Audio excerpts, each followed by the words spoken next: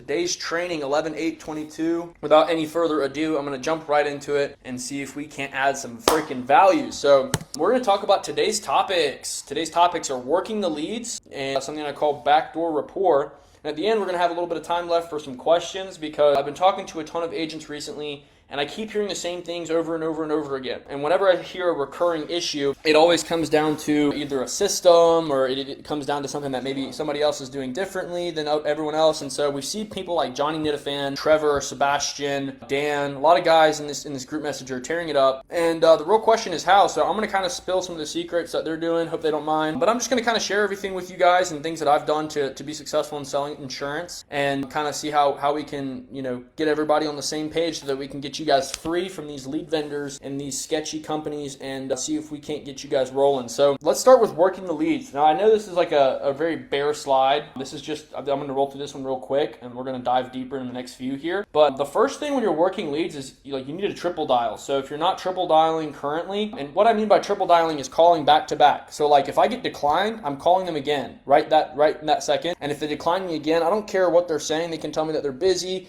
they're at the hospital. I don't care. If you're at the hospital, it's a better time to get life insurance. I mean, we're talking about there's nothing more important than this right now. If they don't answer, always leave a voicemail and, text them and email them too. This is why we have automations. And, the reason that we have these automations is that so that you're able to get in touch with these people in the most efficient way possible. And I know John's going to be dropping a link down below for a free trial to our CRM, where you can actually call the lead without having to dial the number using a power dialer, and it'll actually text and email your leads for you, and all you got to do is leave a voicemail. So John's going to drop that down below if you want to use that. You get free 14 days just to try it out. But I'm going to jump right into keeping them on the phone. So your intro is super important. The way that you open a phone call is going to dictate whether or not they decide that you're a telemarketer that's a sleazeball trying to sell them something, or whether you're someone who's actually going to, keeping them on the phone. If you're introing your call with, hello, this is my name. Hey, my name is Julian Polito, and I work for Jet Financial Group. I'm calling you. Click. And maybe some of you are experiencing that. I keep hearing some frustration from agents that they're not seeing success with getting people on the phone. They're really struggling to get people to stay on and talk to them about this kind of thing. And it all comes down to the way that you approach this. I was talking with an agent the other day about this, and it was kind of a similar situation. And now, granted, what it usually comes down to is maybe your upline isn't training you, maybe you're newer to the business or whatever. But if you're selling, which is you giving them information about you and what you want them to do, and they're not selling you on why they want to work with you, you've already lost. And so I'm going to give some examples on this later in the presentation, but I wanted to talk about the FORT method because this should have been called the dork method. Okay, if you run into a conversation, just think about how weird this is. If you were to run into a conversation and be like, hey, my name is Julian Polito, I work at Jet Financial Group, and I'm here to help you with your insurance needs. Tell me, how many family members do you have? Bro, come on. You know what I mean? Like, this is like, I feel like this should be basic social skills, but, these are things that are trained in the industry where we just get, they just tell us this because they're just trying to throw mud at the wall. So I'm going to go over how you guys can be exceptional agents, people that are going to be destroying the game here after this presentation today, and I'm going to get into the structure of how you can open a phone call, build rapport with them, and qualify your prospect faster than anybody in your agency. And I'm going to cover that in these next few slides here. So I'm going to talk a little bit about qualifying your prospect and building the relationship as you go. This is a term that I have given. This is called backdoor reports. It's a term that I've coined, and I really like it because you're not just going straight through the front of the house, kicking everything down and taking all their money, right? You're sneaking in through the back and getting their money, which is the same thing without all the conflict. So whenever you're talking to these people, make sure that you're going through and actually figuring out whether or not you can sell them something, because I've seen a lot of people, and maybe this is just you, maybe this is just your upline, or maybe this is just people in general, I don't know, but I got into this business to make money, not to make friends. And so when you're talking to a prospect, it's important that you want to build a relationship with them, yes, but I don't just want to make a ton of friends. If they can't pay for it and they have no bank, and if they have no way of qualifying for any of the programs, then I don't really care to talk to them because I can't do anything with them. And it's nothing against them. I'm sure they're great people, and that's grand. But if I'm here to put food on the table, I'm not going to put food on the table having empty conversations. So let's talk about qualifying your prospects, right? So you want to set your expectations early on in the appointment, right? You need to know whether or not your prospect is qualified And so this means you need to know if they have banking information. You need to know if they, they qualify for this with their health. You need to know, whether or not they have a social security number. So how can we find this information out as quickly as possible, right? Using Backdoor Report. What does that look like? So whenever you're opening a conversation, and I'm going to give some examples of this later on, always come from a place of familiarity. Everybody knows you're a freaking telemarketer if you're calling up and saying, hey, my name is, Julian Polito. I'm from Jet Financial Group, and I'm here to sell you something. That sounds horrible, right? So instead, come from a point of familiarity. I always open a phone call with, hey, is blank there, right? So, for example, let's say I was calling Brother Tim here, or let's say Brother Trev. I know he's watching. So I was like, hey, Trev, what's going on, man? Or if I said, hey, is Trev there? I sound like I know the guy. Instead of saying, hey, Trevor, my name is Julian Polito. I'm calling you from Jet Financial. You sound like a robot, right? And so when you open your phone calls up that way, and again, I'll give more examples of this and talk a little bit more in a later slide, but you're really setting the tone for yourself to be able to kind of have a real conversation and kind of knock their guard down, right? I'm always trying to set myself apart from all of the telemarketers out there because there's so many. I don't want to be seen as everybody else because then their guard is up, and that's a great way to screw yourself out of a lot of business right now, especially with how many people are getting called. Especially with, after COVID, nobody was going and doing things in person. It's all over the phone now. So we've seen a lot of drop-offs in answer rates. We've seen a lot of drop-offs in, trust over the phone and stuff because there was so much more of it. And so this is why I always preach triple dial, triple dial, triple dial. I triple dial my mom, dude. I don't care if she's eating dinner. I don't care what she's doing. But if you need to talk to somebody, call them. They're going to answer. First call is robocall. This is how people think. First call is robocall. Second call is telemarketer. Third call is urgent. If you can ensure urgency and instill urgency in your clients, you will make a lot of money this year. And we're in fourth quarter here. I want to see you guys winning. So that's a little nugget you can take to the bank and cash that check here in the next week when you're writing business using that technique. So whenever you're talking early on, you want to start asking them the health questions off the bat, right? And so I'm going to kind of talk about a couple of things you can do in your next sales call, and then I'm going to circle back to what the examples look like of how you can do what we're talking about today. So in your next sales call, get your prospect engaged, okay? If I call somebody and I'm hitting them with the same old intro, right? I'm here to sell you something, Jet Financial, blah, blah, blah. First of all, you sound awful because it doesn't sound like you're enthusiastic. Get excited to talk to these people. Fake it till you make it. We're all in the entertainment business. It's showbiz. These people want to buy you. They don't want to buy insurance. That's why we still have salespeople for it. Otherwise, people would just do it online. There's a reason that Ethos is collapsing under its own financial duress is because nobody wants to buy insurance. That's why we have salespeople. So when they're on the sales call, get them involved, dude. Take control of the phone call, right? Set expectations and go over how every single thing works. I don't care if they already have insurance. You always want to go over how that kind of thing works. So like, for example, let's say that I'm selling some final expense to Miss Jones, right? I'm going to call her and I'm going to say, hey, Miss Jones, blah, blah, blah. Has anybody ever talked to you about this before? Oh, they haven't? Okay, great. Or if they hit you with, I already have insurance, no problem. Great. I'm going to kind of go over the different types of insurance and how they work, just because I know oftentimes when people do get life insurance, it's a very quick transaction. They don't understand how much value is actually in it because there's so many different options. And it's usually just some telemarketer from Belize or the Philippines or Pakistan, and they're just there to sign you up. So I'm going to go over the difference. Make yourself a little presentation if you want. You can read off of it or however, whatever works best for you. I've done a lot of research on this stuff, so I can just freestyle, right? But I would highly suggest, if you don't know the difference between like term and final expense or something like that, I would do some heavy research in how you can add value to your prospect, because these people are asking you for your help. They're asking for advice. If you come there and all you give them is a quote, do you feel like you set yourself apart from the other agents? Probably not, because that's everybody is just here to quote everybody. But yeah, I mean, if you're talking about giving them the price, why would you give up the price so early? They don't even understand what you're offering them. They don't know how valuable it is, right? And so I'll use an example. Our industry is very similar to car sales. If you walked onto the lot and before you even saw the car or drove the car or got to touch it, feel it, and listen to the stereo, sit in it, put your hands on the steering wheel, get comfortable in the seat, use that seat warmer, the AC seat. If they just walked up to you and said, hey man, you want a quote? And you said, yeah, I like the Ferrari 458, and they just look at you and okay, it's going to be $350,000. Do you want to sign up? Do you see how foolish that sounds? It's ridiculous. This is a lot of the things. Geico is very guilty of this. I've seen them do it a million times. I called them 4 times when I first moved to Arizona for a car quote just to sign up. They didn't tell me anything about insurance on the front end. They didn't tell me anything about how it worked. I'm over here analyzing their sales process. I found out that they're actually paid hourly. They don't get a commission, and everything they do is just handle inbound calls, and that's just to build the margin for Geico. But why would you not? I would rather pay somebody more and have them offer true value to a customer or a client. That way I can stick around. The only reason that I'm not as loyal to Geico is because they didn't give me anything when I signed up. It was just like, hey, sign up on our app for a free discount.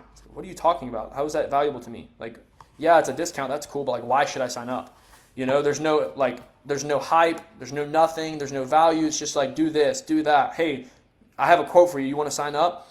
And so when you start selling on price, that's how you get your business replaced. That's how you get your unhappy prospects. Like, there's no loyalty there, especially over the phone. If they don't get to meet you and shake your hand, or I've had people hug me, cry on my shoulder, and tell me thank you so much, blah, blah, blah, blah, blah. But you don't get that over the phone as much. And so you got to think about it. If you're not going to go over how things work and like actually build a relationship, then why would you even hop on the sales call in the first place? You're going to get a chargeback next month. Have them write everything down. Quotes, your information, carrier. I like to do 3 options whenever I quote someone. And whenever I'm quoting someone, I'll have them pull out a pen. So I'll be like, kind of show you guys how this works. I'll be like, hey, Miss Jones, I'm going to go over some quotes with you real quick. And I want you to write down the name of the carrier. They're called Mutual of Omaha. Have you ever heard of them before? No, you haven't? Okay. And then I'll go through a brief little elevator pitch on how Mutual of Omaha works, when they were founded, basically everything that they stand for, company vision, values, everything that I can give them, right? It's a pitch. That's what it is.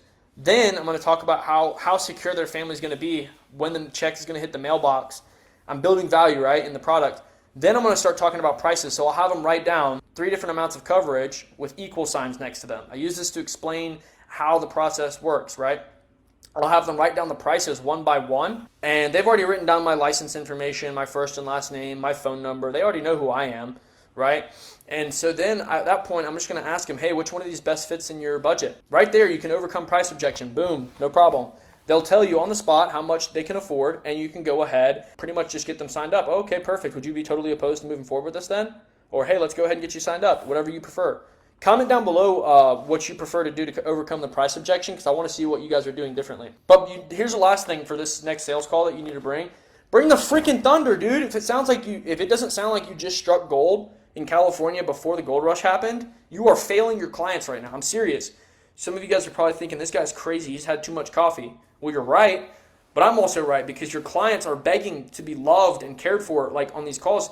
Their grandkids don't call them, right? Nobody talks to them. They go to the store once a week and grab their groceries at 8 a.m. so they don't get sick of quote-unquote COVID. And now they're terrified to go and talk to people because they have a less strong immune system. They sit at home all day and watch TV. Don't be a telemarketer, right? Be their insurance guy or girl. You can have a real conversation with them, and you can come in with energy. Make them feel young again, dude. Like, these people are craving attention. It's ridiculous to me that some people are unable to connect with these. They are begging for someone to call. They literally sit by the phone. I've watched them. They sit by the phone and they pick it up one after the other, and they just get inundated with Medicare call after Medicare call, life insurance guy after life insurance guy, and all of them are peddling the same freaking thing. You qualify for more benefits. You can get this for free. You can get that for free. I can save you money. Do you want a quote? The only way to stand out is to be the person that actually cares about the client and not about the commission. When you start positioning yourself as an educator and not as a hype up, sign up, let me give you a quote guy, where you're just pillaging the village and kicking their front door in and not taking no for an answer, you're just finding some sketchy way to grab their banking info, these people are not going to sign up with you. And if they do, they're going to charge back. So make sure that you're sharing information with them. If you hop off the phone and they don't feel like they know more about insurance, you failed, whether they bought or not. So just putting that out there, you need to do this in your next sales call. All 3 of these things, they work very, very well, and they get your prospect engaged. So how does this sound or look, right? I'll give you an example of how I introduce my conversations, right? So I'll say, hey, is Trevor there? Or, you see I position it as a question. I position it on an up note so it sounds like I'm familiar, right? I'm using tonality to get some level of curiosity going. Because if I start with a closed-ended piece of information like, hey, my name is Julian Polito. I'm calling from Jet Financial Group. Oh my gosh. They've hung up before you finished, right? you got to give them a reason to respond, and you've also got to give them something that is interesting, curious, because you got to think about it. If somebody were to call you right now, if I were to call Trevor or John or whoever else is on this live and just say, hey, is Trevor there? Is John there?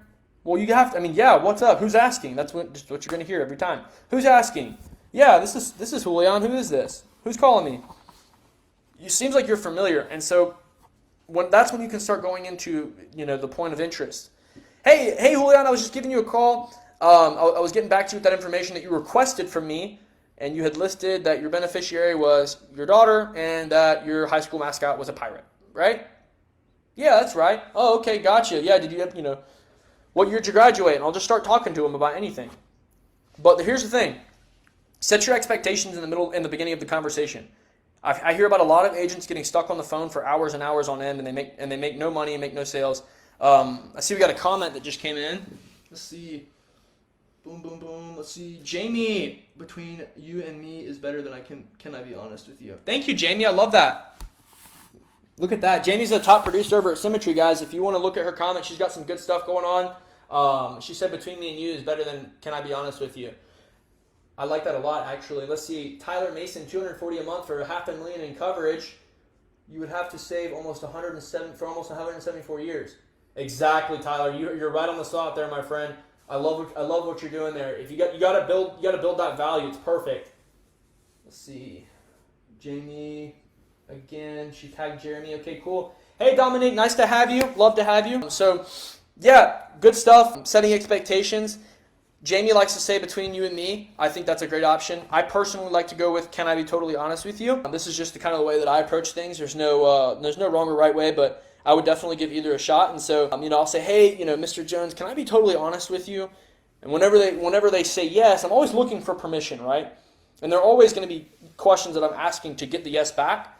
I'm going to go ahead and let them know, hey, look, I'm booked up every day, all day, back to back every day this week. Is it all right if I just jump straight into everything? I know you're probably busy too. That's usually how I'll approach it. And then eventually, immediately they're going to say, yeah, totally, I get it. This is how I'm able to get through a lead faster without having to worry about whether or not they have no banking or they have no social or they have no interest in life insurance or whatever, right? So I always go through the process of confirm, connect, contract, right? I'm going to explain that here. So the way that looks in a phone call when you're speaking with a prospect is you don't want to end up in Neverland. This happens oftentimes when people get confused that when you're trying to build rapport, you must just listen to everything that your prospect says and just agree or have a long drawn-out conversation about their kids or grandkids or whatever their favorite hobby is.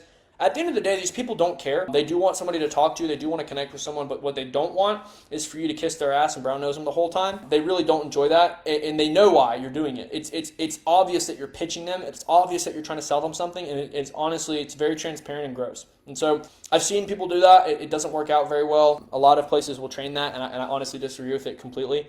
But that's why I was going back to the Fort method. If you start asking everybody about their family and this, that, and the third, they're just compartmentalizing an easy, cohesive way to connect with somebody. But when you're selling over the phone, it's a very different ballgame. And so, one thing that I like to kind of touch on is it is okay to ignore something that your prospect says. There's nothing wrong with that. If they're like, oh, well, my grandkid just turned, 12 today. Oh, okay. Gotcha. Sweet. So so I got this quote pulled up, right? You don't even have to respond. I've done this. I've done this so many times with people that I'm selling insurance to, and the reason that I do it is because you don't want to get off track. When you're like, hey, and I let them know I'm not an ass. I'm not mean about it. It's just like, hey, look, I'm getting this quote pulled up for you real quick. And so you're just redirecting the conversation back on track so that they understand that what you're talking about is important and that you're not here to just waste their time and chat all day, because you got to make some money. And then they also, if they want to talk to you all day, that's great, but you don't have time for that. Respect your time. So if it's not related to the sale or to their immediate benefit, it's perfectly okay to ignore something they say. Again, you should acknowledge it. Don't be rude. Sometimes I'll just be completely silent if it's like a lot of information that they're just dumping on me. Like, hey, my kid had COVID, and then they start going on a 20-minute, I'm gonna be like, okay, and then keep it moving, right? But you want to at least make them feel heard. You don't want to be rude, but it is okay to ignore that. I want to touch on that because some people think that you really have to connect on every single thing. So here's what I'm talking about when I say contract. So when you're confirming and connecting and contracting, you want to repeat back what they said, have them expand, and then shut it down, move away from it so you don't get caught off topic. So, for example, if somebody says, oh my gosh, I'm like, how many beneficiaries do you have? Or, who did you want to leave this to? They're like, oh, I want to leave it to my 3 kids. But, oh, okay, cool. How old are they? They're all out of college, or are they still, what's the situation? And they're like, oh my gosh, they all graduated from Chapel Hill, and they played sports, and they're super smart, and blah blah blah blah blah. And then that's when I'm going to shut it down, because I already asked them, oh, okay, you wanted to leave it to your 3 beneficiaries? They'll start talking. The more that they tell me, the more that they're going to like me as a salesperson. And then I'm just going to be like, oh, okay, gotcha. Yeah, so I'm looking at these quotes here for you. And I'm back on topic, right? Contract, pull away. You don't have to go down the rabbit hole of 30 minutes later you can name all their grandkids, but you didn't get the sale because they didn't even have a bank account. So confirm, connect, contract, very, very turnkey for you to be able to get in and out of sales calls quickly and actually be able to qualify them and have a conversation with them at the same time, instead of just being a pitch fest or just being a hangout session on the phone there.